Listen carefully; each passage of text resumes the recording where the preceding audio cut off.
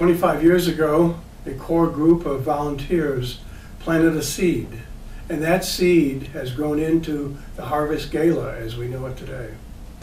One of those very special volunteers is Marion Fick.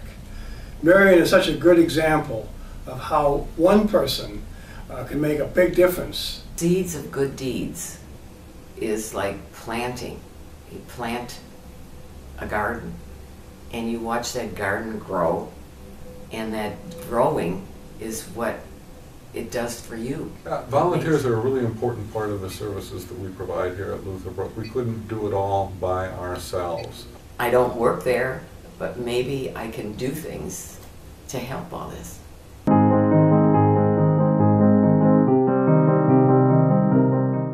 Well, the special initiative is always centered around providing resources for very special projects and activities at Luther Brook.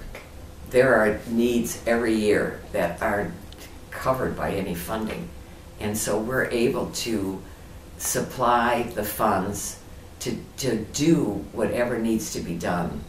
And voluntary dollars have really helped us to be more supportive of successful family work here at Luther Brook. A lot of the voluntary dollars that we do receive go directly to these programs that I think are the most successful with the youth, that allow them to have different mediums to work from to be able to heal and reunite with their families.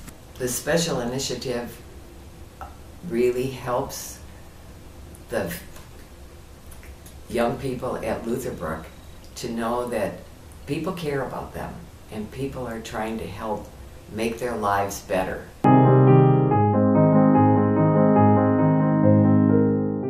Christopher came into the system, the DCFS system, when he was 8 years old, and he was found on the L in downtown Chicago with his younger brother, and his mom, his biological mom, was next to him, but she had passed out, smelled of alcohol, and was non-responsive. And he himself had been in 4 different foster home placements, but unfortunately due to aggression and a decrease in impulse control and just not really finding his place, was hospitalized for the 37th time and then referred to our program. And then we started family work with his mother. As she was kind of doing her own work and he was doing his own work, we wanted to make sure that we could build their connection with each other, because that's ultimately where we wanted him to go. So there was a lot of trust that we had to establish, not only between them but with her in the system. So one of the ways we did that is we kind of attached art therapy to some of those methods and kind of was able to take the pressure off her having to talk or him having to talk, and just use a lot of the imagery and projects and different things they could do together and complete together, and then have a physical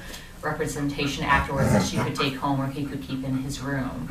After about 18 months, Christopher was able to go back to his mother, and his sibling was able to join them about a year later. He helped support the change within themselves, and we gave them a space and time to do that without judgment and with the tools that they needed that maybe weren't able to be provided before.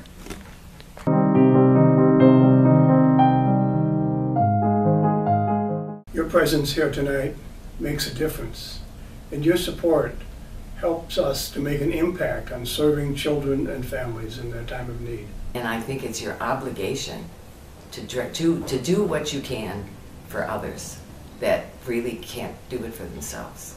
We're really thankful to our supporters that they help to make it happen. I wish everybody could see exactly the remarkable transformation that occurs for our kids. Say to come visit us, because we would love to meet you and see you and get to know the people that help support these amazing programs that change the lives of kids. And consider planting your own seed and sharing the mission of LCFS with others. LCFS means the world to me because it makes me a better person, makes me feel that I have a purpose here.